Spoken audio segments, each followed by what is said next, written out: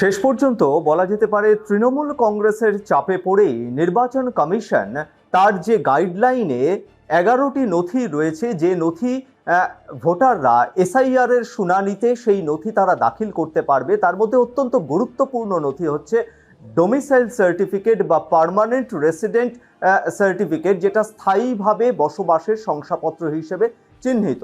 এর আগে একাধিকবার তৃণমূল কংগ্রেসের তরফে দাবি করা হয়েছিল নির্বাচন কমিশনের কাছে যে এই ডোমিসাইল সার্টিফিকেট কেন গ্রাহ্য করছে না নির্বাচন কমিশন। নির্বাচন কমিশনের যে নির্দিষ্ট গাইডলাইন ছিল তাতে এর আগেও ডোমিসাইল সার্টিফিকেট ছিল, কিন্তু তার কোনো ক্ল্যারিফিকেশন বা তার কিভাবে সেই ডোমিসাইল সার্টিফিকেট গ্রাহ্য করা হবে সে বিষয়ে কিন্তু কোনো স্পষ্ট ইঙ্গিত ছিল না।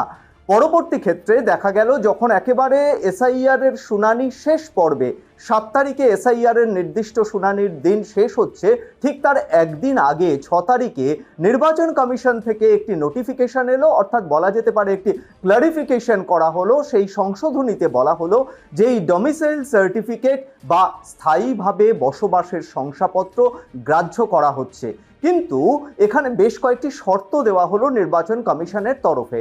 সেক্ষেত্রে নির্দিষ্ট জেলা শাসক, অতিরিক্ত জেলা শাসক, মহকুমা শাসক অথবা কলকাতার ক্ষেত্রে কালেক্টর এই পার্মানেন্ট রেসিডেন্ট সার্টিফিকেট বা স্থায়ীভাবে বসবাসের শংসাপত্র তিনি দিতে পারবেন, এবং এর বাইরে অন্য কারোর দেওয়া এই ডোমিসাইল সার্টিফিকেট কিন্তু গ্রাহ্য হবে না। অন্যদিকে সংশ্লিষ্ট ভোটাররা তারা নিজেদের যারা ইআরও রয়েছেন বা এইআরও রয়েছেন তারাই কিন্তু একমাত্র এই ডোমিসাইল সার্টিফিকেট অ্যাকসেপ্ট করতে পারবেন বা গ্রহণ করতে পারবেন, এমনটাই কিন্তু সংশোধনী নির্দেশিকাতে জানালো নির্বাচন কমিশন।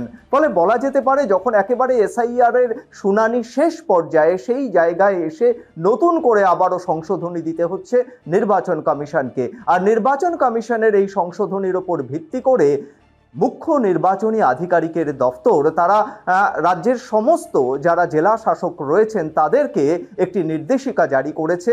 সেটি গত 7 তারিখে। সেই 7 তারিখের নির্দেশিকায় বলা হয়েছে যে জাতীয় নির্বাচন কমিশনের এই সংশোধিত বিজ্ঞপ্তি অনুযায়ী জেলা শাসকরা এই ডোমিসাইল সার্টিফিকেট বা স্থায়ীভাবে বসবাসের শংসাপত্রকে তারা যখন দাখিল করবেন সেই বিষয়টি যাতে গ্রাহ্য করা হয়। অন্যদিকে কিভাবে এই ডোমিসাইল সার্টিফিকেট পাওয়া যাবে সে বিষয়েও কিন্তু যেটা জানা যাচ্ছে যে নির্দিষ্ট যে ডিস্ট্রিক্ট পোর্টাল রয়েছে, ওয়েবসাইট রয়েছে, সেখান থেকে এই ডোমিসাইল সার্টিফিকেট পাবেন ভোটাররা। সেখানে নির্দিষ্ট তার জেলা উল্লেখ করতে হবে এবং রাজ্যের উল্লেখ করতে হবে, এবং অনলাইনে টাকা দেওয়ার ব্যবস্থা থাকছে।